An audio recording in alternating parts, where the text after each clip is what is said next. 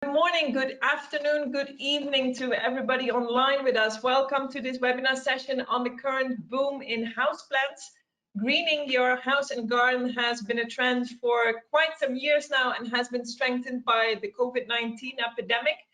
However, what does this mean for producers and suppliers in the chain, and what will the future look like? These and more topics we will discuss with you, a truly international audience, the next 1.5 hours. Yes, but before we do that, some very short technical issues. There's an orange arrow on the right-hand side of your screen. You can download the documents which you will find over there. You can adjust your webcam.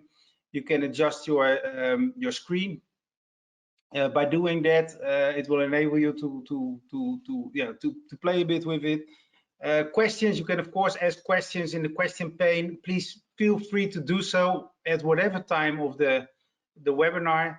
This webinar will be recorded, of course, so if you want to send it to someone else afterwards, you will get an email automatically. So yeah, my name is Ed Smit, and I'm organizing this webinar on behalf of AIPH together with René Snijders. Thank you, Ed. We are Jungle Talks, and today, as we already said, or as I already mentioned, we're discussing the future of the potted plant industry. In the past few years, the sector's popularity from house plants to garden plants to bedding plants has increased enormously. Is it still a trend, or has it already become a lifestyle that is there to stay? Well, we do this webinar with 4 plant professionals, which are representing the chain of house plants, bedding plants, garden plants, and we start, of course, with breeding. 4 representatives that represent companies like, first of all, Leo de Vries, General Director of KP Holland. Secondly, Joseph Roberts, the CEO of Foremost in the United States.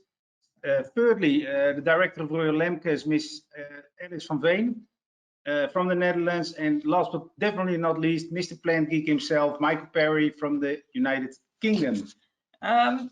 What we always do to kick off these sessions is give the floor to the Secretary General of AIPH, the facilitator of this session, Tim Breercliff. Tim, are you with us? Yes, thanks René, thanks Ed.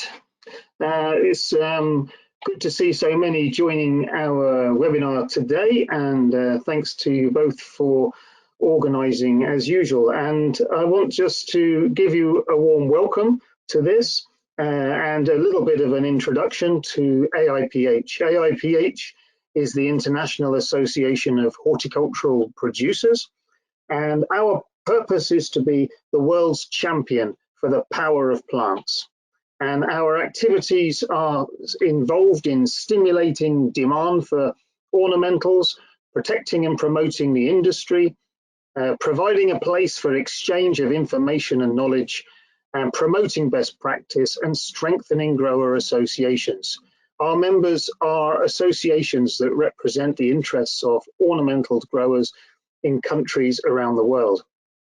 And we have members in over 50 members in countries across the world. And if any of you are part of associations that are not members, then please do contact us, and we can discuss membership. Also, affiliate membership is open to any organization or company that wants to get involved and support our objectives. AIPH is involved in a number of different areas and activities. We have a role of approval of international horticultural exhibitions, with exhibitions coming up in Hatay in Turkey later this year, one currently running in Yangzhou in China, and then we have the Floriade in the Netherlands next year, as well as many more. We also are involved in the Green City and promoting the importance of the Green City and how plants improve people's lives and the environment. And we have recently launched the World Green City Awards. So if your city is doing something special and using plants and the landscape to tackle challenges they face, they could be eligible to enter our awards. Please promote it to your own cities. We work in supporting growers directly as well, and through our ornamentals production committee with work on plant breeders' rights, on plant health, and statistical information. We publish, along with our friends in Union Fleur, the International Statistical Yearbook for Flowers and Plants, which is now in its the 69th edition is being prepared, so we've been doing it for a long time. And we also run the International Grower of the Year Awards competition. And we, after a break for a year because of COVID, we have launched again this competition with our headline sponsor, Royal Flora Holland. And we'd encourage you to enter the awards and to enter before the 10th of September, which is the deadline, and join the list of many prestigious companies from around the world. Anthura from the Netherlands was our last winner, and you can see the full list of entrants. Please, there's different categories. Please do have a look at the website and get your entry in.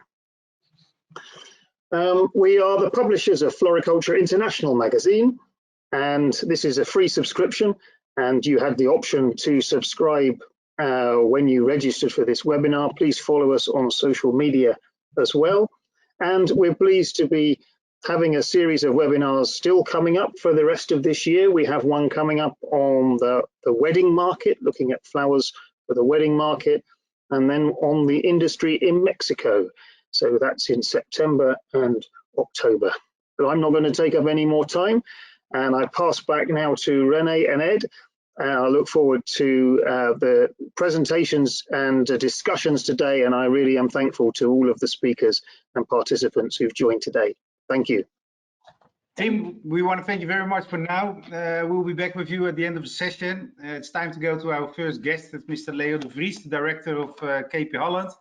Leo, you're active in breeding, in propagation, but also in production. What does the current boom, the current demand for houseplants mean for you as a company and for the different subsectors you are working in? Thank you, Ed. First of all, I would like to thank AIPH for the invitation. It's an honor to be here in your midst. Let's do a small introduction of KP Holland, because it's a family-owned company based in the Netherlands since 1950. We are focusing on flowering indoor plants, Cucuma, Calendula, and Spathiphyllum. And the current situation is that since last year we are in an exceptional situation. There was already a greater need of plants, but the COVID period has further stimulated this. In a short time, it gave a lot of uncertainty, but it changed into a very good recovery and of the demand, like no one could predict, I think. Now we foresee a stable, higher demand for our floriculture products, so also for our young plants and flowering finished plants. And together with our ambition of growth, it's a good reason to invest in extra facilities. So we are working with our growers and retail relationships to invest in that. Thank you, Leo. It seems that you're painting a very rosy picture, huh? Business goes well, opportunities are abound, so to say. I think that life is not all green in the plant business at this moment. Could you also zoom in a little bit on what the boom means in terms of challenges, or is it indeed as easy as you say it is currently? Of course, it's not easy, like possibly mentioned also, but what we see is that we have to keep the long-term trend of greenify your environment. We have to keep it going so that the consumers keep buying plants and flowers. We have to keep that in mind together. So promotional campaigns like AIPH already says is important, and also the Flower Council, for example, in Holland has good campaigns.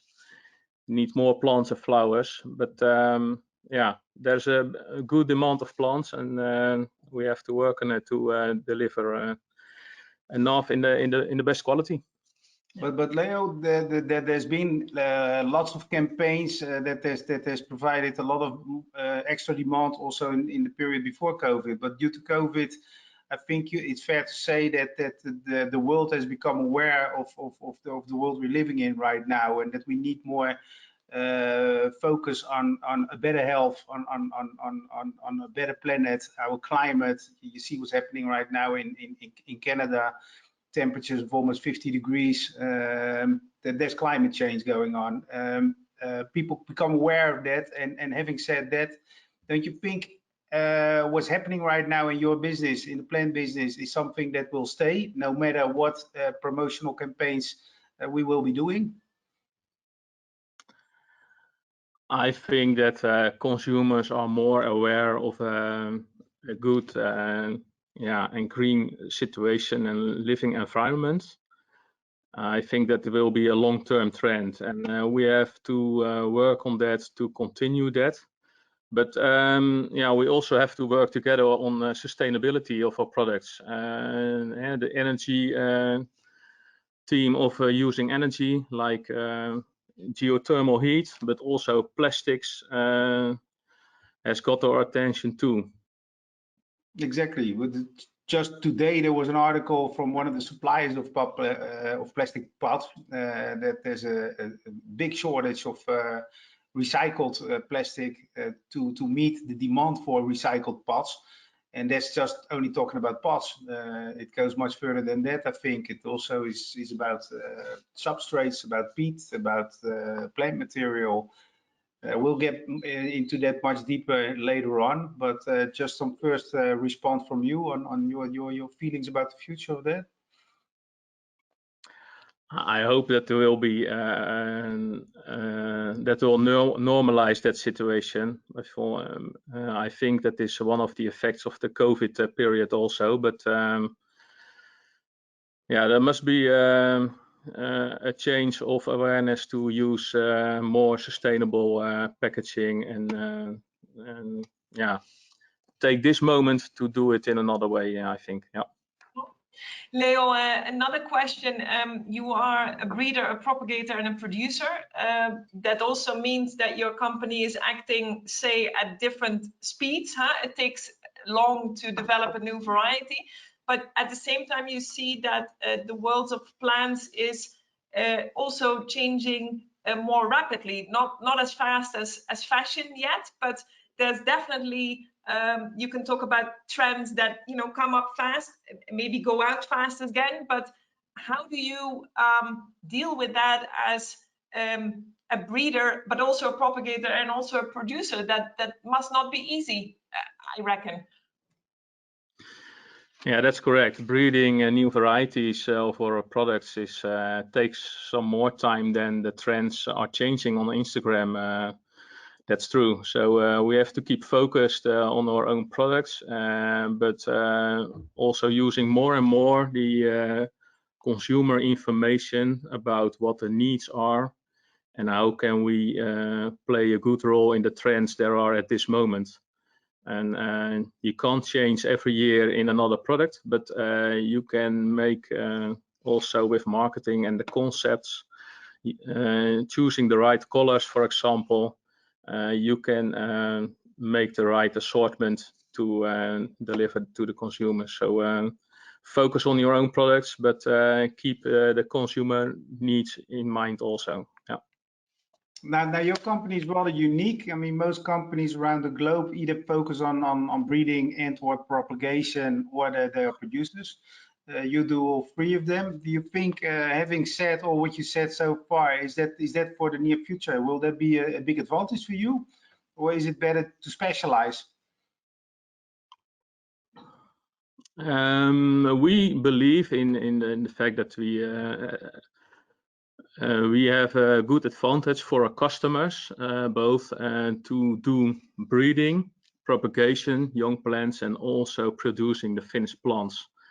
In that way, we have the shortest reaction time from the retailers and the consumers back to the breeders and breeding program and back to the consumer again. So we believe and we see that it also helps the brokers and the growers worldwide to deliver varieties we already tested by ourselves and introduced on the European market.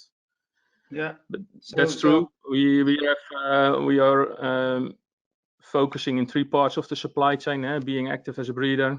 So we develop new varieties as a propagator, making new cuttings and young plants. We deliver it worldwide, and we also finished making finished plants for the European market. But it will help us and also our customers. But maybe you can ask Foremost also later on in this meeting. Exactly. That's what I was thinking about. Let's start doing that. We'll get back to you about this topic because it is rather important, I think, especially given all the developments we have right now. What will the chain look like in the future? That's not the real topic of this webinar, but it is something that is developing rapidly, especially in the Netherlands. But for now, yeah, we want to thank you very much. Yeah, Leo, we will be back with you later in the discussion, and go now to Joseph. Joseph Roberts, CEO of Foremost from the USA in Florida. Joseph, welcome to this session. You're a leading producer of young plants in the US. You produce also in Central America, Costa Rica. When the viewers know what map is behind you, yeah, Costa Rica is all around this webinar. Good that you're here with us. Could you give some insight in what also Leo already shared with the audience? What does the current boom mean for you? And maybe also especially from an American perspective, because there's quite a difference between the American and the European market. What has it been meaning for you to yeah, to be in a very popular subsector these days? Absolutely. And first, I'd also like to thank AIPH and Renee and Ed for putting on this webinar. I really do think that discussions like these are so important, especially right now in these exciting but also tumultuous times. And also a big thank you to all the participants. And I got to say, we're looking forward to the questions that you have, because if you have them, a lot of others do as well.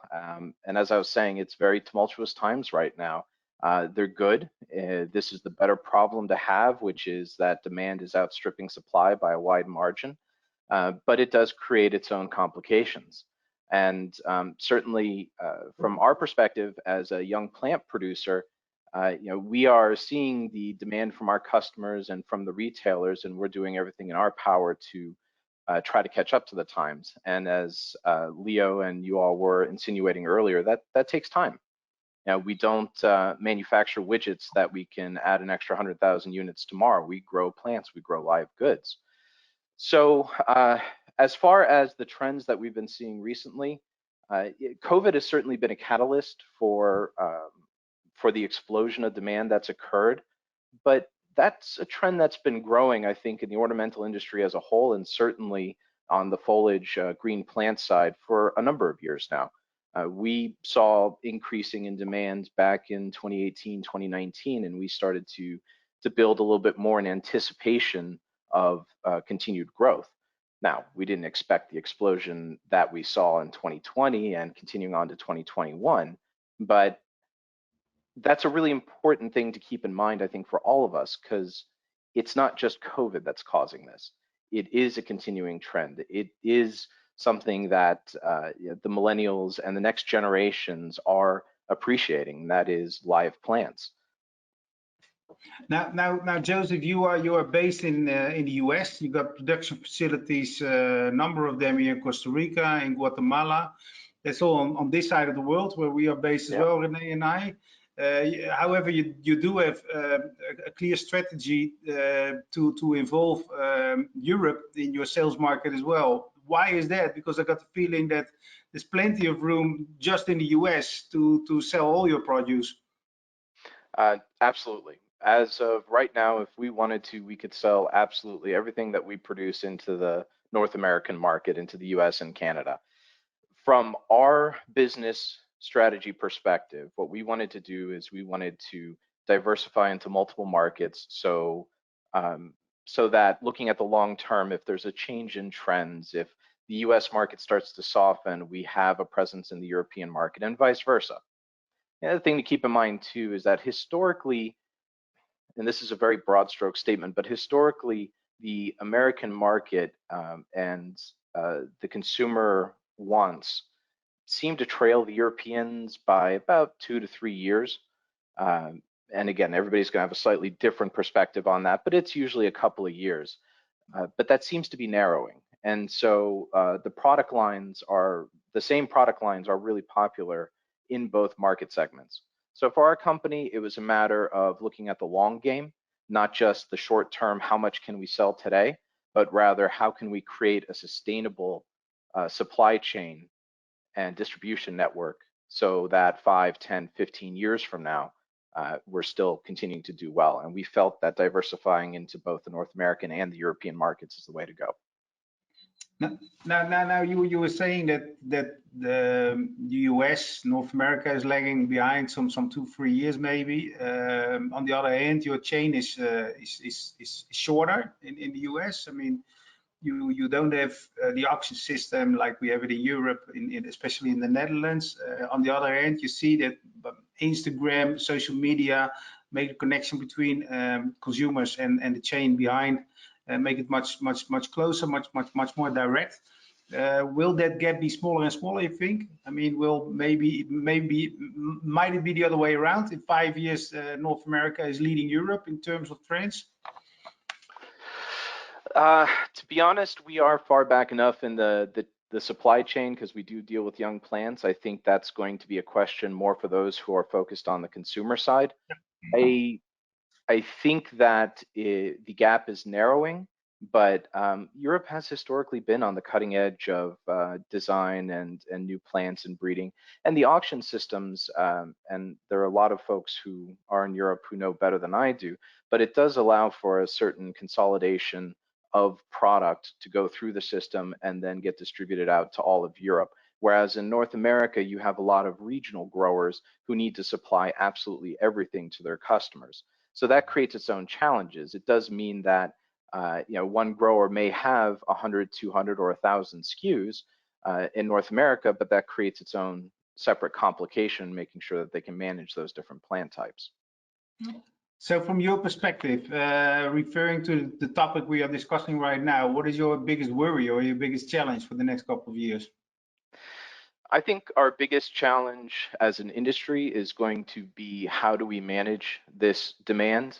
There are a lot of us who are fighting to increase supply as quickly as we can, and growing more plants, trying to take advantage of the trends is a good thing, but we also, I really do believe, need to moderate ourselves, temper the expectations, realize that if we're getting 15, 20% growth year over year, that's a very positive thing. We don't have to race to double or triple our sales today, because what we really don't want to do is, one, we don't want to overproduce on certain items because then it gets commoditized very quickly. And the other thing is we absolutely have to maintain our quality standards. We can't be sending out plants before they're finished. We need to be careful and make sure that what we're sending out is good quality, that the consumers continue to want and appreciate. And if we are smart about it, I personally believe we have many more years of this continuing upwards trend. And the fact that we're not catching up to the demand, that's okay. That means that we still have room to grow and room to expand. We just need to make sure we do it in a smart way. So that one final question, I think, for now, when you talk about quality right now, is the perception of consumers about quality, is that similar to what the perception of consumers of quality will be in the future?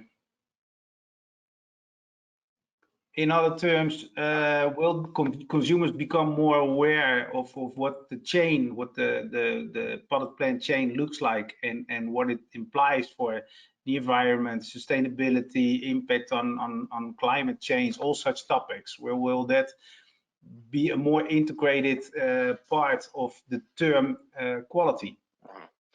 I would suggest that there are those who are closer to the consumer that can speak a little bit better on this than I can, but it does seem very clear that the concept of creating more sustainable environments and more sustainable practices is gaining more traction. And in addition, as more and more consumers grow plants, they will by default start to learn more about those plants and possibly learn a little bit more about the whole production chain and life cycle.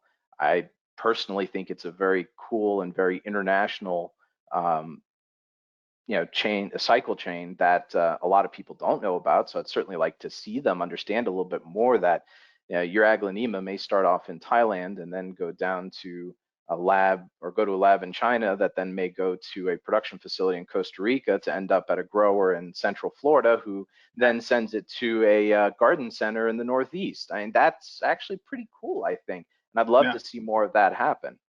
Yeah. Well, the interesting thing here is, I think, if you compare horticulture in general, not just ornamentals, but horticulture to a lot of other industrial sectors where you have multinationals who have control over the chain from the very first start, almost until retail or even until the consumer. When you ask such people such a question, they have an answer because they are involved in the whole chain. And that's probably one of the main topics we will discuss today, together also with our next two guests, that everybody is in his own part of the chain, but we need to understand the struggles and the challenges of the other link in that chain.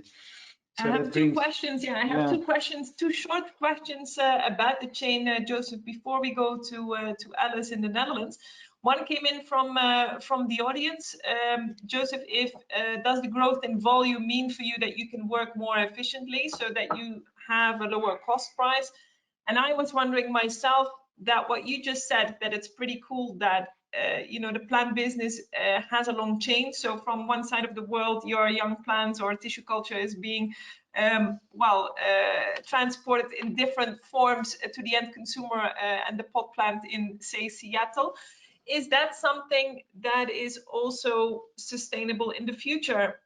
You now see, for instance, with vegetables, people want local for local, and it's stimulated also that way. Is that something that you feel or will see in the chain of ornamental plants as well in the future? But maybe first that growth in volume, efficient cost price question. Yeah. Okay. So as far as the growth in volume and creating efficiencies, there's always economies of scale that are available. But I would suggest to the person sending the question that right now is the time that we should, in a reasonable manner, be looking at raising our prices and recognizing the demand that's out there. I think everybody should be looking at their prices right now. We need to do it in a smart and manageable way and take a look at our pricing and make sure that it's something that we believe can be sustainable well into the future, years into the future, as opposed to, say, trying to grab everything you possibly can today, but it's too high. Let's not double and triple our prices, but we should all be looking at increasing our prices across the board, if you ask me, in a sustainable way. But yes, there are economies of scale that do come in with higher volume, and that's something that we've taken advantage of to stay price competitive for our customers, and we'll continue to do that too. As far as the question of looking to grow local, that's something that we always have in the back of our minds. Right now, it is significantly more efficient to be producing a lot of what we produce offshore. That's not to say that some of that product might eventually make it into the North American markets and be grown from start to finish. But that's going to require a significant amount of automation, some of that technology is starting to be produced, but I would say that's quite a ways away. The one example is if tissue culture labs become more automated, we might be able to see some more of that within the US. There are a few already, but it's a very labor-intensive process. I don't think it's ever going to just become a local market, but I do think that certain production techniques can become more local depending on the increased technologies and automations that are coming up. Joseph, we're getting a question, and I think that's a question for Tim or for the people from FloraCulture International, but it says that we're hearing that there's growth and there's boom in houseplants, but can we provide any actual figures on that? I mean, everybody's talking about it, everybody's feeling it as an entrepreneur, but Tim, when you're listening at the end of this session, please get back to us on that. The other question is... That's fine. I think we can ask that question to Alice. Right. Okay. Okay. So well, I can give you one statistic, if I may, real quick. Yes. Is we did see in one of the articles that for the first quarter of 2021, doing a comparison of the same time in 2020, our industry was seeing about a 25% increase over the same time the previous year. We personally saw more of about a 60% increase in product that we were able to distribute to our customers.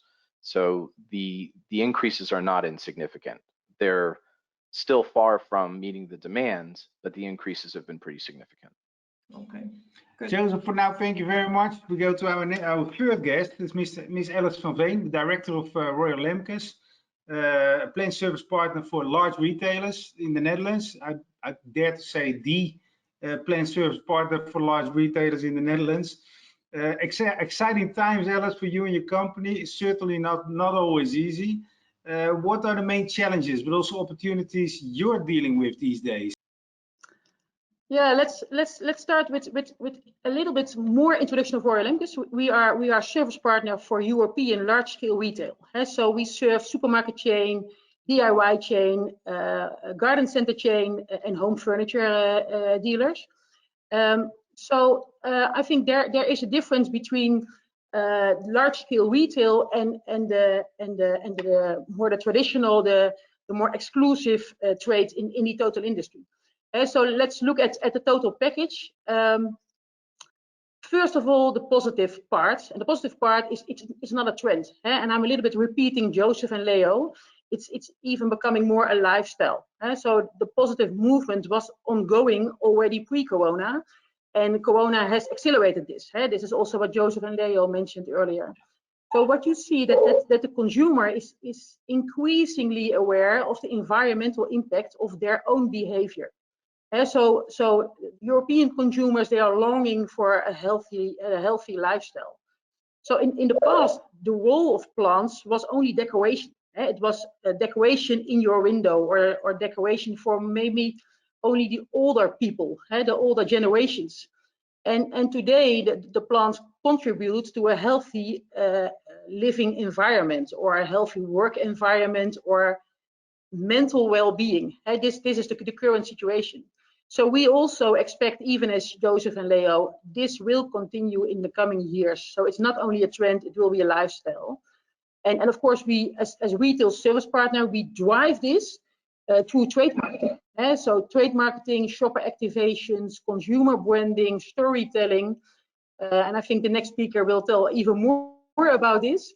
But what you see about grow your own vegetables, your own tomatoes, the home office hero, the plant as home office hero, green in your living environment.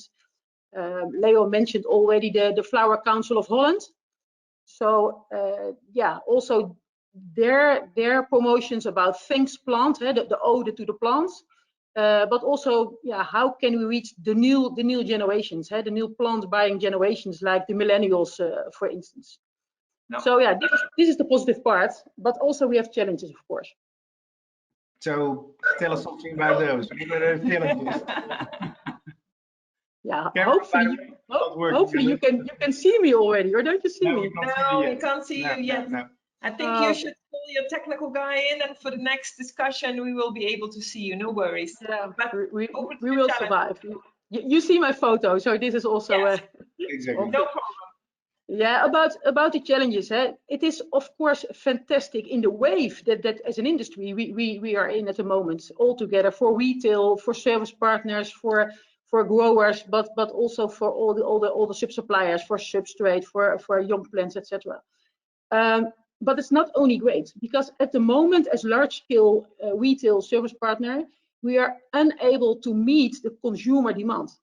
And this is quite critical. So we have to deal at the moment with major availability problems on the core range, on the fast movers, and especially on indoor green. Of course, we have different product groups, and every product group has its own challenge, to be honest. But the major availability problems, this is not a good sign for retail, because this has a negative effect on the retail return per square meter in the stores. And yeah, as service partner, it's our role to maximize the impact on the retail shelf profitability. So this is a big challenge at the moment, and it's our joint responsibility to fulfill the profitability of the square meters in the retail stores. So this is also the challenging thing at the moment, and not only at the moment, also for next year, and hopefully in 2023, we hope that the balance between demand and supply will be back on a new level. But it will be back on balance between demand and supply. But it takes a longer period. It's not organized, or it's not balancing in some months. We expect maybe 2023, 2024, that we will find the balance again. Well, Alice, we'll get back to you on that later when we are discussing this in a bit more detail. Also, what needs to be done to indeed solve these challenges in the chain, and how do you expect to do that, etc. A few more questions came in from the audience, and first a simple one, or an easy one for you. Can you elaborate a little bit more on what kind of plants or what kind of products are seeing this increased demands? If you look at what you're offering or you're servicing, what are the most popular items? Yeah, by far indoor green. The demand for indoor green, this is by far the biggest index. But in general, all categories, indoor flowering, nursery stock, bedding, also color, plants with color is also growing. But the biggest hype is on especially indoor green. Yeah. And in indoor green, discern in trends, is that also tropical plants, or is it big leafy plants? Yeah. What you see, that there is a change in indoor green varieties, and this doesn't have to be negative, to be sure. What you see in the past, that the import products, Yucca, Dracena, Areca, etc., Pagira, Sansevieria, from Asia and from Central America, in the past, I think, let's say 10 years ago, it was now from indoor green, import was around 70%. Nowadays, import is only 40% of the market share. And this is also because Joseph mentioned the local demand on the Asian economy improves, so the local consumption also improves. And this is also in the north of the North America. So there is an increase in demand in the local areas in Asia and in North America. So this has also an influence on the available young plants for the European markets. So exactly. This means that tissue culture from European labs, but also young plants from seeds and cuttings, they are growing in the market share. Exactly, I was going to that, because you mentioned a couple of times green plants, but green plants, most of the green plants like Yucca, Dracena, Cordelina, whatever, they are being produced in countries like here in Central America, and it takes quite a few years to have a field producing canes that can be used in the greenhouses in either in North America, Europe, wherever. It's not tissue culture. Tissue culture, you can speed up things much more. So that indeed that leads to a shift, or Joseph should come up with a great solution to solve it. I think that's the case, right? Yeah, when you look at young plants from labs, from tissue culture, of course you can scale up even quicker, but also their capacity is loaded. So it's not so easy to say, okay, we can do this on a short term. Also, that takes time, but you can more easily scale up on lab material. And of course, also there is a great diversity of new varieties in the coming years due to breeding. So also this is a good thing on the range and the assortment for indoor green, the indoor green category. what you see from the past, growers, green plant growers, in the period between, I don't know, let's say 2007 until 2017, there was a very challenging period for the indoor green growers, limited expansion, limited investments.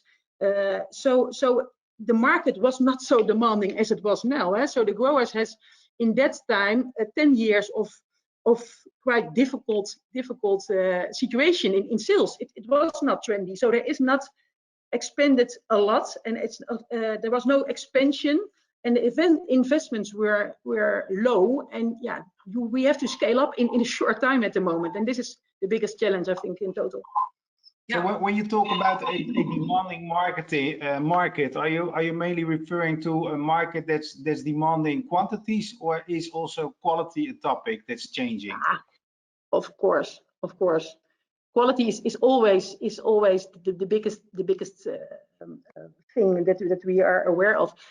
When we say, okay, as a retail service partner, we are responsible for the return per square meter. Of course, quality and shelf life quality is a really big thing. Of course, we should avoid waste. When we produce plants here in the Netherlands and we supply them from Barcelona to Rome and to Moscow, it's of course totally crazy when we say, okay, then we have some waste in the stores of 5, 6, or 10%. And when you spoke already about sustainability, look at footprint. Footprint is a big thing for retail. To decrease the footprint, of course. Yeah, there are so many challenges to make it even more sustainable. We speak always about plastics, we speak about substrate, we speak about canes, we speak about labor, we speak about all these kind of things. But we have to be able to avoid waste and optimize the rotations in the stores. So quality is a big thing, of course. Alice, to continue a little bit, one more question from the audience came in on the topic of sustainability, saying that the consumer is not yet sure if they want to pay more for more sustainable plants or more ethically produced plants. How do you see that? Is consumer behavior changing in this regard? The question is it needed that consumers pay more for sustainability? I think we should organize in our total industry new forms or new ways of collaborations, because there is so much waste in the total supply chain.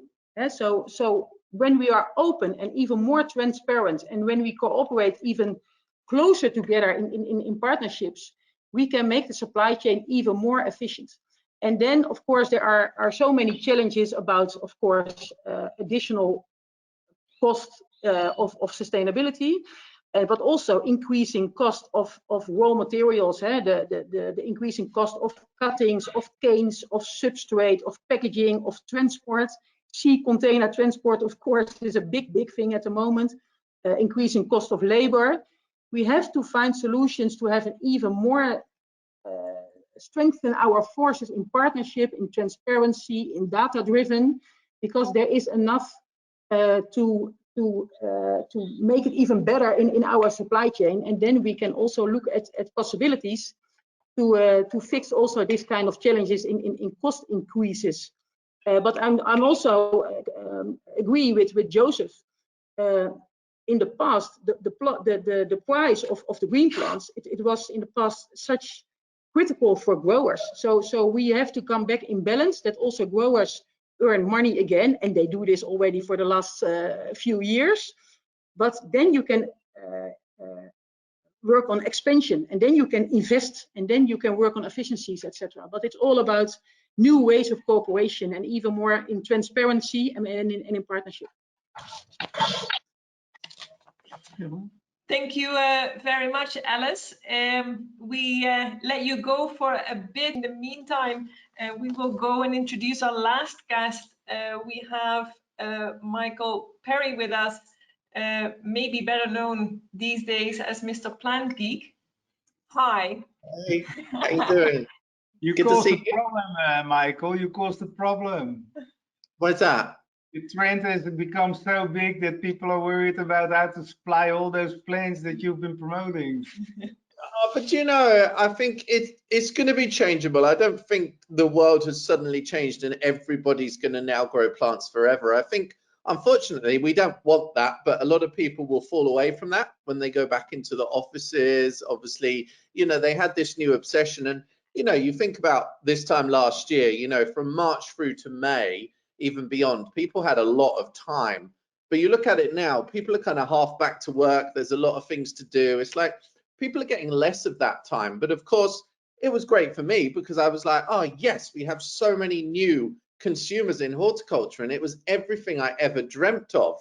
So obviously for me, it's been a journey to try and then grab hold of them and educate them, because of course, we don't want them to have failures with the plants that they've bought, and that is what could easily happen. So of course, a lot of what I've done is kind of talking about kind of gardening basics, kind of also a big theme of what I do is kind of taking the snobbishness out of horticulture and also kind of making it seem easier and more achievable, because, you know, to the outsider, it can seem like a very closed unit. So I do a lot of work along those lines. But as I mentioned recently, I think a lot of those people that are growing indoor plants are going to start to move to outdoor plants at some stage, whether they've got a garden or not. It could be that it's a window box, or it could be that it's a balcony container. So there's potential there as well, which if we're talking about, you know, supply, that's going to even it out a little bit as well. So kind of, yeah, it's been all good and bad, hasn't it? Indeed, but Michael, you've been working as a, well, I love this word, plantfluencer for a couple of years now, but you have been in the industry for a very long time. In your opinion, or in your personal opinion, what is it that made plants so popular the last couple of years? Is that social media, or is there more to it? Yeah, well, just to give a bit of background on kind of what I'm up to in case people don't know. So I worked for Thompson & Morgan, which is a large mail order plant company, for about 20 years, straight from college, introducing lots of new plants, new concepts as well. So I learned a lot with them. I've been freelance for about 5 years, and I do a lot of TV presenting, lots of content creation as well. So I actually work like with customers. Obviously, followers are the consumers. And obviously, I've got different initiatives like a trial club as well, where consumers can test out products. But I've also obviously got that direct access to breeders and places where plants are developed as well. So now I actually create quite a bit of content directly for breeders who want to put those plants in front of consumers. So there's a lot of different kind of ways that I sort of tick those boxes. You asked me about the popularity. Where did that come from? I think if people kind of connecting with nature, and this was starting to happen even before pandemic, because, you know, there was a lot of talk about well-being, you know, even in 2019. And one of those things that helps with well-being is obviously plants. You know, air purification is kind of debatable. It won't do that on a big scale for you. But of course, looking after a houseplant gives somebody some kind of alleviation of anxiety and depression, because you've got something to focus on, you know, something to look after, which really counts for people. And I think people are also kind of getting addicted to buying plants as well, because social media has kind of whipped all of that up. And I think it's Instagram that we've got to thank, because it's obviously so visual as well. And there's so much happening there, and obviously younger demographic. And I think sometimes in horticulture, we can sit here and think that we aren't attracting younger people to our kind of industry. But I think it's all there. You open social media, you can see so many young people that are obsessed by plants. And this is kind of, to my 10-year-old self, this is like, whoa, I can't comprehend that, because when I was young, nobody else was interested in plants the way that I was. But now, like, everybody is. It's not even unique anymore to like plants, which is kind of where we always wanted to be. So we should, you know, obviously not complain about that and kind of enjoy it, because it's a really golden moment for horticulture. But we need to keep people here, so we need to educate people. We need to keep them infused with newer, different varieties as well, because I don't know about you, but I open Instagram and all I see is then Alocasia and kind of New Califea, and it's just kind of all the same type of plants. And that's why recently I've been trying to push flowering houseplants, do some work with Kalanchoe breeders, for example, and trying to kind of open that up a bit and kind of show people there are other things out there, and also then the window boxes and the balcony planters, etc. Otherwise, it could become quite cyclical.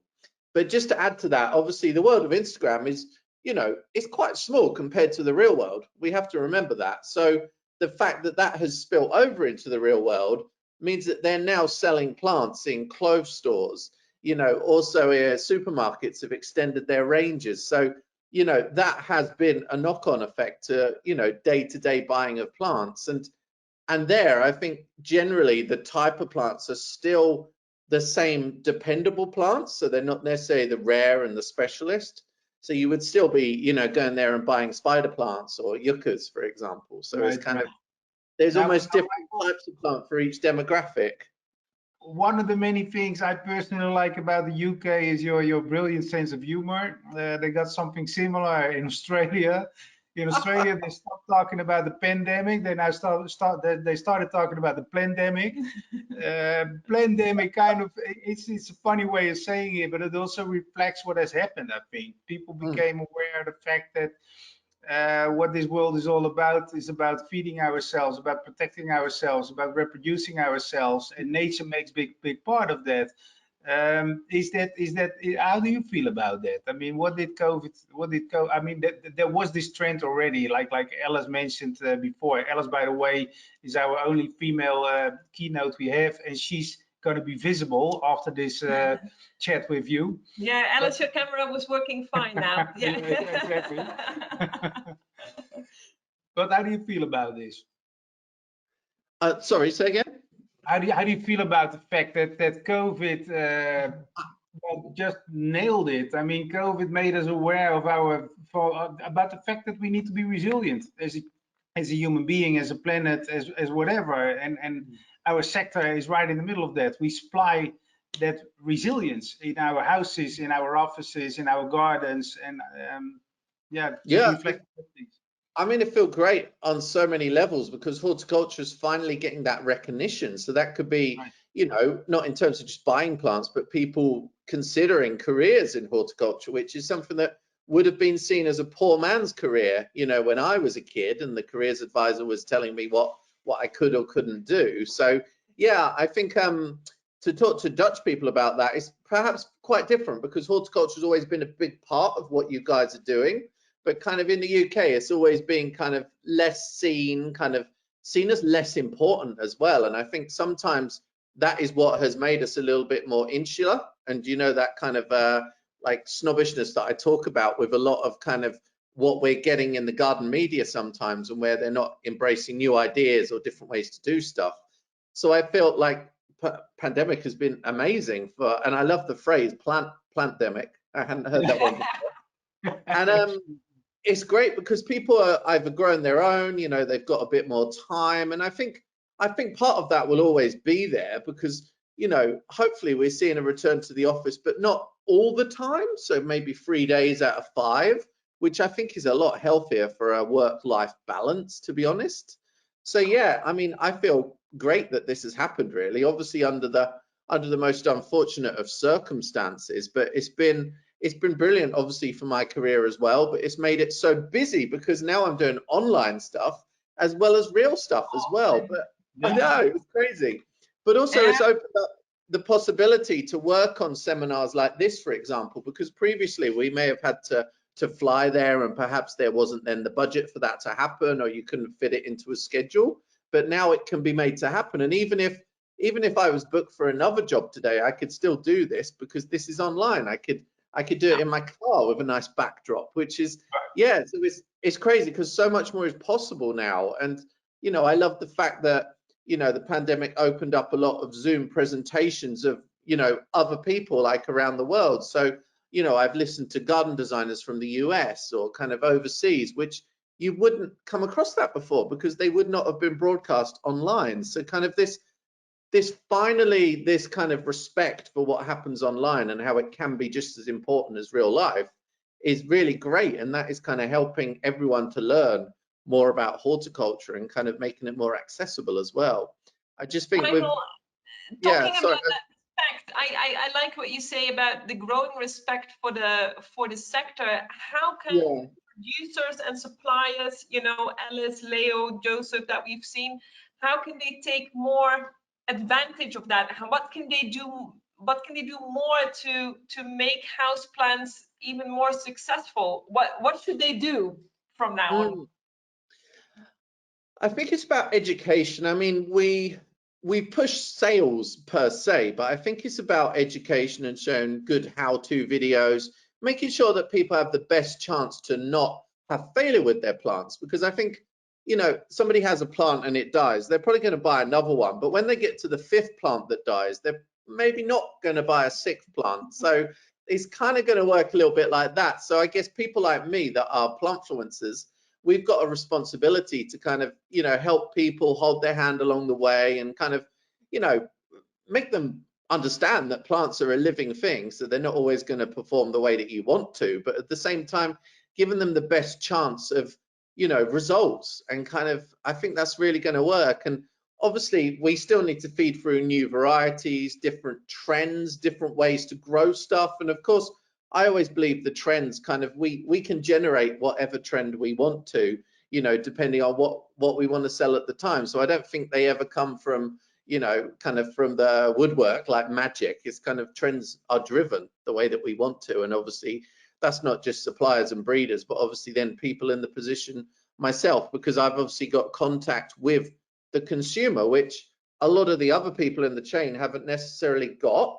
But I'm obviously here, you know, talking about plants to consumers, but also really well connected with all parts of the chain. So I can hopefully then influence backwards as well. And this is when I was working at Thompson & Morgan, obviously selecting new patio and bedding plants, I would always insist on kind of looking around the breeding area, if I was allowed, in partnership with the breeder, because that is the best way to get that kind of consumer feedback exactly where you want it to be. And kind of I could then influence decisions on plants that were then chosen. And kind of with mail order, I was obviously working with unique products, so we could pick out stuff that was, you know, potentially going to be discarded and thrown away as well. So kind of, yeah, it's always important to link up the chain as often as you can, because you're all learning from each other. And you can't just, you know, for buyers, an example, they can't just buy in the dark. They need to know what the consumer actually wants. Right. You know, so yeah. When I listen to you, I'm listening to a happy guy who gives me the feeling that your dream has come true, or is coming true.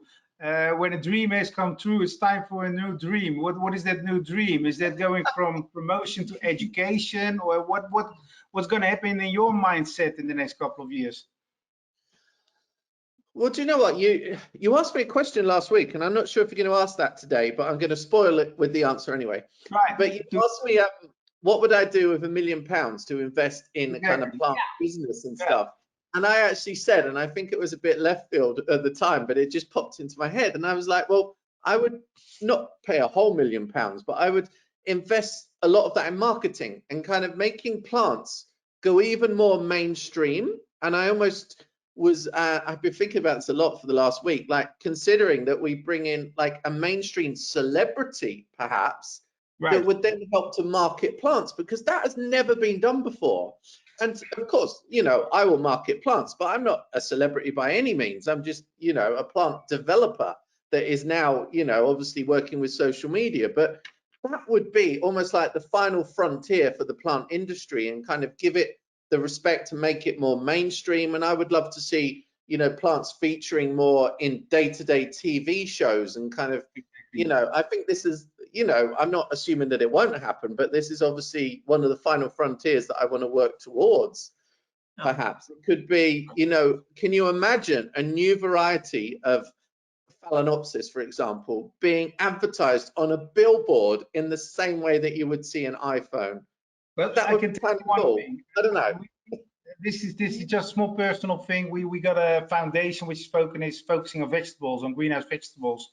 And we had a great show in the Guggenheim Museum in New York. We were all over the subway stations in New York with celebrities over there, and that had exactly that impact that you are now referring to.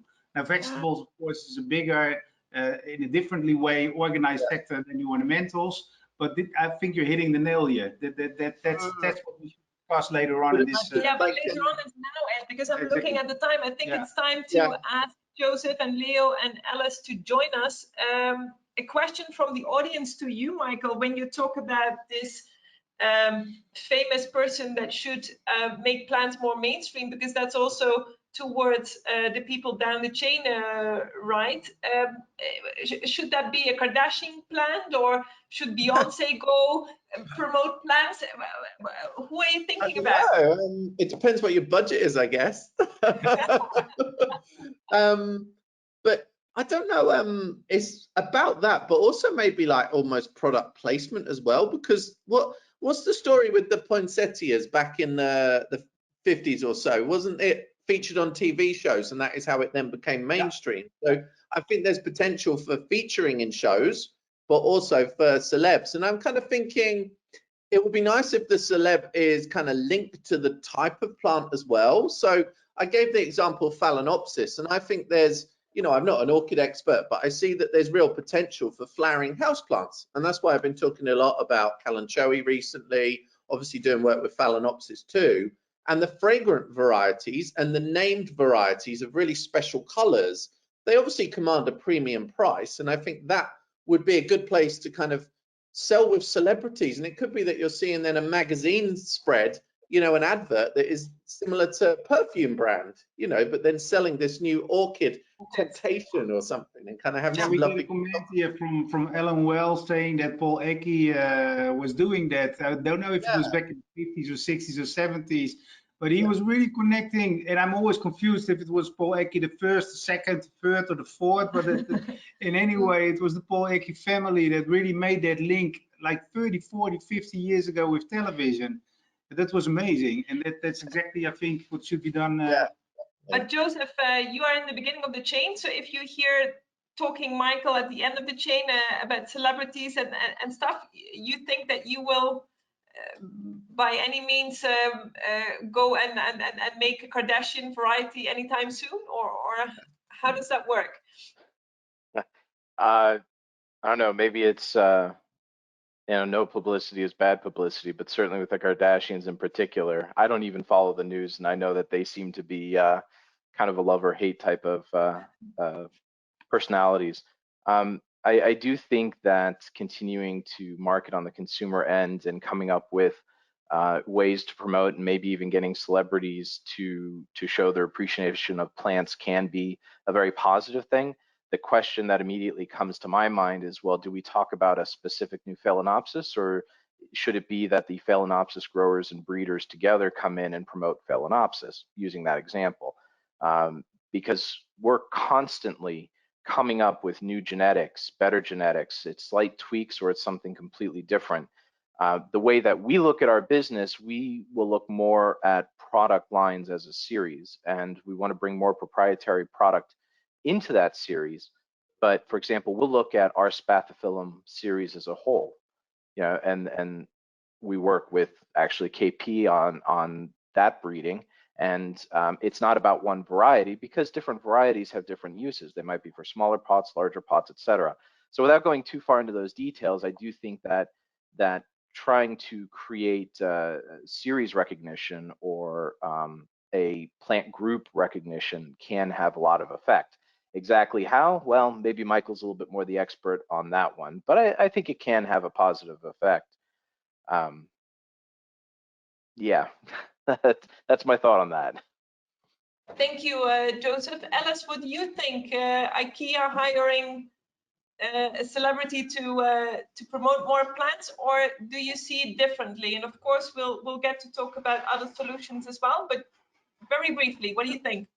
I think it's not the one or the other. It could be both. And the retail chain that we serve, like DIY chain, etc., they have their own branding. They have their own position in the market. So Kingfisher is branding his own product category under the Kingfisher label. We look at Obi, for instance, the Obi DIY chain. They have Traumgarten. Traumgarten also a consumer label. We work for Aldi with Growers Pride, Quakers Trots. So these brands are then retail brands, and it's not the one way or the other. I think they can stimulate each other. But I don't think that we should ask the Kardashians for the DIY chain. But I think it's a great idea, Michael. But I think these kind of movements, how can we drive this with trade marketing, with shopper activations, with consumer branding, with storytelling? The marketing level is quite low in the industry, and we can do this even better. And this is the wave that we are on now. It's fantastic, but the most important thing is that we are future proof, that we establish the wave, and we should stimulate this all together. So I'm totally agree with Michael. This is also marketing. Marketing communication is a big thing, and in the total horticultural industry, it's quite low, and we should strengthen each other's forces in this case. So Alice, if you compare our sector to the automotive industry or to electronics or whatever multinationals who deal with consumers, or what we mentioned before already, our sector is completely different organized. We always have like 2, 3, 4, even more links in the chain before we reach that final consumer. How do we get organized? Yeah, I'm a little bit repeating. I think we should make sure that we make the right choices. Also for growers, who is your retail service partner? For which retail chain do you produce? Is it supermarket or is it garden center? I think this is also the moment, these years of challenging in scarcity, etc., to use this momentum to organize the supply chain in another way. Until now, a lot of growers, they grow for everyone. Everyone who would like to order can order. And I think when you look at the coming years, it's really important to have more dedication in cooperation. And then you can also combine each other's budgets in the chain, and then you can also do even more on the marketing way. Thank you, Alice. Do you agree? I would agree on that, because Royal Lemkes is already a good job in doing that, because there is a good connection between the retailers Royal Lemkes is delivering and also with the growers yearly at least, with good meetings is my experience about that. So yeah, coming back on the question how to capitalize on the retail, on the house plant trends, I think there must be done 3 things. And the first important one is to do it as a collective effort to do the right promotion and marketing. The last period proved that we don't need a Kardashian, but it already can grow, but we have to do it on a fundamental way, like already said by Alice. But we need to understand the consumer more than we do now, because could we forecast this need or demand of plants? Now, not me. And we are all still wondering what will be the trends within 4 or 5 years, 3 years, to make the right decisions in our breeding program. We need more information about the consumers, and that will help us to make the right decisions in our breeding program. And also we have to have a good cooperation in the supply chain. As Alice already said, we are active as a breeder. We develop new varieties, but we also need the data from the retailers back. What type of plants are selling in the good way, what is the waste percentage, and then grow the right plants and amounts for our customers. So in the supply chain. If I'm talking you like this, it also implies when you were talking about we need to know what the consumer wants and likes, is that you need to team up more with the Michaels of this world, the plantfluencers, and that's not being done yet then so much. Not so much as far as I can see. We are working on it, and Michael told lately about the 5 reasons to buy a calendula, so I'm very happy with that. But we have to intensify that way of working together. Yeah. All right. If I may just comment. Oh, go ahead, Alice. Yeah. No, Joseph, no, we were just going to you. Okay. I just want to add a little bit to that. I do agree with Leo that being able to collect more data from the consumer end is really critically important. And I would even suggest that while it's a challenge for you all in Europe, at least through Royal Flora Holland, you're able to get a lot more data than even we are here in the States. Because marketing is not just advertising, it's marketing metrics, it's understanding the data, it's understanding consumer trends, et cetera. And that is something that certainly from our perspective, we find to be a real challenge in the North American market to get good data of what are the trends that are occurring. And now we start to have, from the consumer side, maybe search engine data that's available out there and what people are looking for. But as far as what's really selling through at the stores, at the independent garden centers, at the big box stores, the supermarkets, et cetera, that's something that at least we very rarely see. And so, we're getting information from our customers who are getting information from the retailers who are seeing what the consumer trends are. And at the same time, from our end towards the more beginning of the chain, often we find ourselves trying to extrapolate what we can and then push new products into the market based off of just what our sales have been. So to link that real consumer demand, that statistical consumer demand to the production side has been and continues to be, I think, a real challenge. Somebody was asking earlier for more data and more statistics, and I'd maintain that that's very hard information to get industry-wide. And then are we talking about foliage plants, or are we talking about annuals and perennials? And then certainly in the United States, we need to look at the different geographic regions, because we do have a rather large country here that has some pretty stark differences in wants and in consumption. And I'm sorry I don't have an answer for that, but that is the challenge that we're all dealing with. Right, exactly.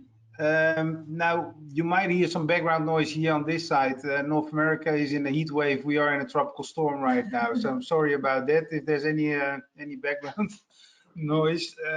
But let's go to the next subject. I mean, we've been talking about consumers. We've been talking about whether this is a trend or if it's becoming a lifestyle. I think the future looks pretty bright. The market is growing around the globe.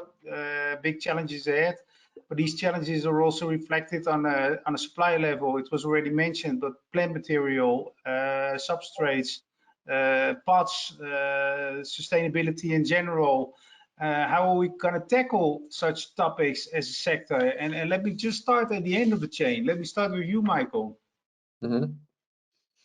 I think it's interesting because I think the newer audiences are going to be a lot more tuned in to sustainability and peat, and they're going to demand these things from the products. And I think in a way that kind of newer demographic are going to drive any change, because I think for existing gardeners and existing kind of people in the chain, it's kind of so much harder to change from something you've already done.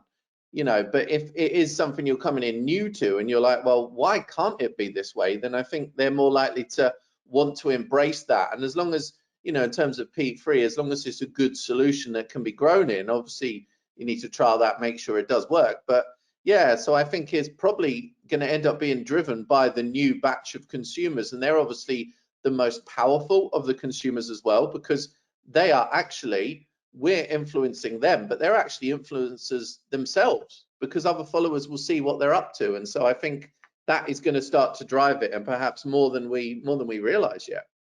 Well, the thing is, we had a very inspiring webinar with AIPH, I think about 6 weeks, 2 months ago, about peat. And that was the same day that there was no law being enforced in your country, in the UK, that it will be banned. I can't remember if it was 24 or 28. Peat will be banned. If that's the case, that causes serious problems, of course, and there's no real alternative at this moment. So is a dialogue with consumers, education of consumers, is that what we need to focus on really harsh for the next couple of years?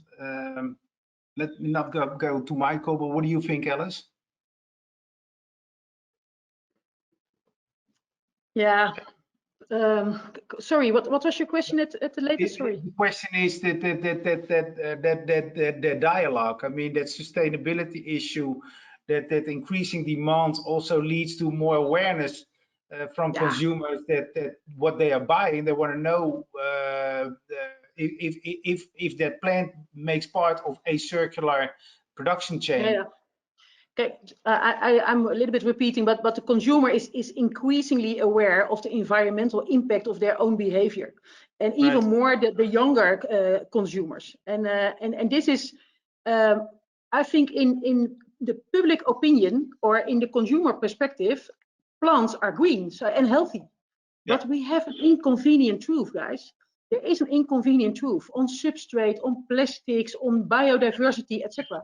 So we have to work all together as a chain, as an industry solution on sustainability, on footprint, because this is a big challenge. The inconvenient truth about CO2, about biodiversity, about chemicals, about substrate, about peat, plastics, etc.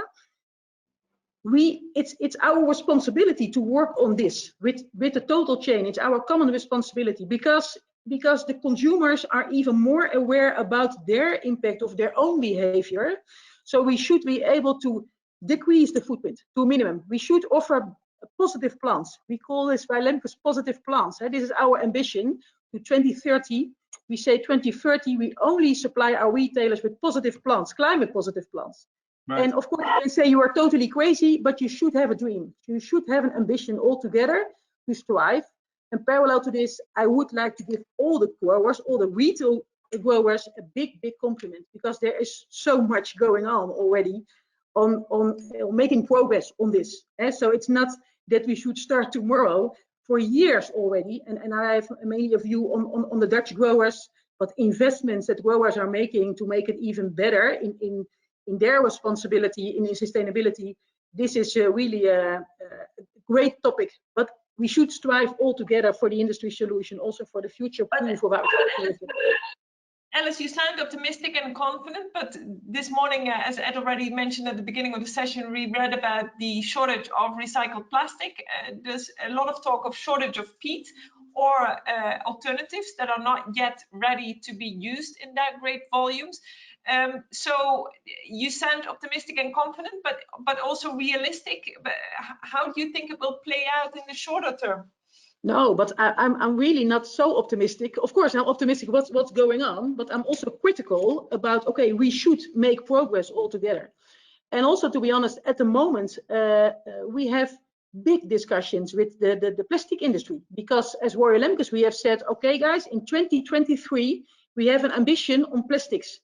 And then we said to all our growers, dear growers, this is our ambition.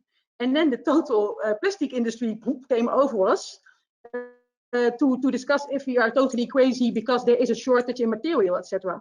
But it takes time. It's not the ambition for next year. We said the ambition is for 2023. And when we are not able to reach that, then it's 2024. But we have to stimulate the movement. And then we have, as ROYALLERES, a responsibility as market leader in the pot plant export from the Netherlands, that we take the leadership. It's about thought leadership, because we should make the movement, and we are a little bit, how do you say this, progressive on this. And it's not that it should be organized tomorrow, because that's not reasonable. That's also with peat, but we are quite going strong forward also to give pressure to our growers to go with us, not saying, oh, you should this or you should this. We should do this all together and stimulate that we are increasing our progress and decrease the footprint of our category. So Leo, listening to Alice, becoming carbon positive by 2030, that should be the aim. I know you as a company. I'm quite sure that you underline that ambition that Alice is reflecting. But let me put it differently. If you don't have that ambition, and if you're a producer of houseplants, are you going to be out by 2030? No, that could possibly, right? Yes, you have to make an ambitious goal. I agree that with Alice, but we also have to communicate about what we are doing already. And sometimes we forget that also to the consumers. For instance, we use already geothermal heat. And there are already reusable plastic trays available. We use them a lot, but not every one of our customers. So there are still quick wins to realize at this moment. And yeah, CO2 positive, I'm not sure about that, but we like to work on in the direction that's true. Yeah. Joseph, how is that for you? Because you're working in the US, your production is located here in Central America. Thoughts and methods and visions on sustainability may differ from what's going on in Europe. How do you feel about it? I appreciate you throwing me the easy question. That's there's a saying of and I hope it translates okay for everybody, but how do you eat an elephant? And the answer is one bite at a time. And every time we come up with this conversation, we see this. The thing I can't help but think of is, to Leo's point, there are a lot of small day-to-day steps that we are taking now. And I do think that as an industry, we need to do a better job of advertising that fact, because what you hear in the news is how, well, the changes in the UK over peat, but what you're not hearing is the fact that growers are using rain capture systems now instead of pulling from wells, or we're looking at sustainable energy sources like geothermal, or we're looking at recycled plastics, or we are looking at alternatives to peat. The other thing too is it seems to be old news, but the change from using neonics to other spray regimes, something that's more sustainable. There are a lot of small steps that a lot of people are taking, and that needs to be recognized. And we need to keep doing that. And it's good to have your large goal, but if we don't, as a business person, if we're not able to focus on some of the small steps, the day-to-day steps that we can make, you just scratch your head and think, how the heck am I supposed to suddenly become carbon neutral or change the world? We're not going to. We're going to change the world by putting that plastic bottle in the recycling bin, or adjusting our spray regimes to be a little less abusive to nature. It's going to be those types of small steps, and I think for everybody out there, that's something that we can hold on to. Changes we can make tomorrow or today, or in a lot of cases, a couple of years ago, we started making those changes. Joseph, and that's what we need to keep focusing on. Right. Just you said you gotta, if you want to eat an elephant, you gotta do it one bite at a time. You're absolutely right, unless you're a vegetarian, of course. But if you don't start with the first bite, then you got a problem. And if I think about what Michael said in the previous conversation we had, this sector sells Rolex. This sector does not sell Timex. Michael, reflect on that. If you listen to those guys making those plans that you are promoting.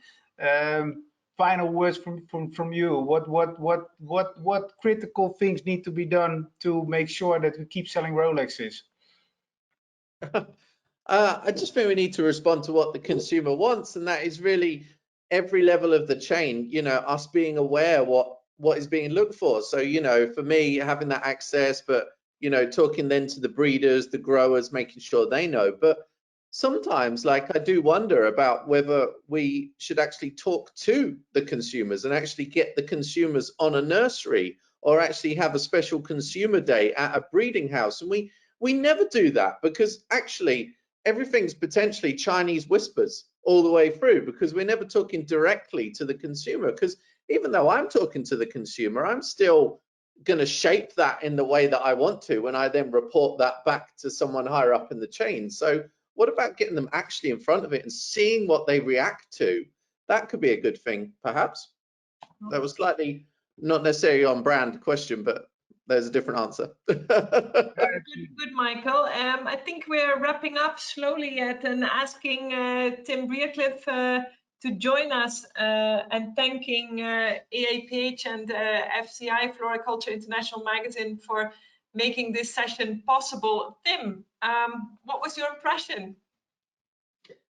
Well, thanks very much to all of you. I think it's been really a fascinating discussion, and I really have appreciated your inputs and your thoughts. I think we knew that it was a trend. That's why we ran the webinar. I think we've all learned about Plantdemic then through this one. I think we're on the crest of a wave, but of course the worry always when you're on the crest of a wave at some point is going to crash on the beach. And the discussion has been, what are we going to do about that? And it's good to see some good robust ideas. People have been buying plants to make their homes more beautiful, to make it a nicer place for them to be, because they've been in their homes more, and that's likely to continue, that they're still going to be in their homes more. But what we don't want is for all those plants they brought to then fail on them, or they become an embarrassment or a disaster. Is so key that they are successful with those. So I think a lot of the challenge also is sitting with the breeders in what is coming next. And in the same way that they decorate their homes one color this decade, and next decade, that color, you never go near that color. And so what about their plants? They're not going to be using the same plants in 10 years as they are today. And how is that developing, and how are we responding as to that challenge as an industry? I like the ideas of the extending it outdoors. Of course, we might have started to think that we're extending it indoors by coming into the house, but of course there are many who live in a situation where they got a little bit of outdoors.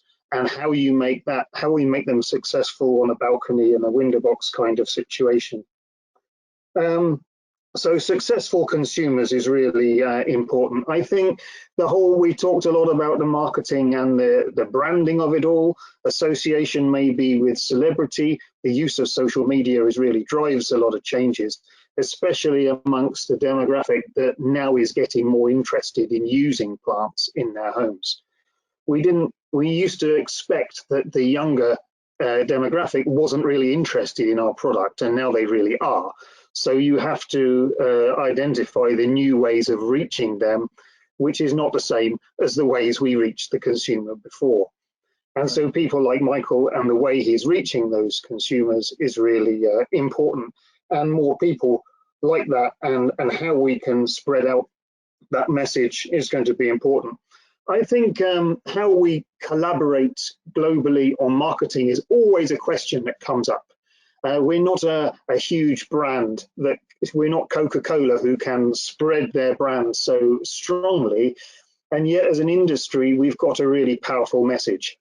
Maybe linking with celebrity, maybe through that product placement, making our products seen really clearly amongst those that are setting the trends that we have is important.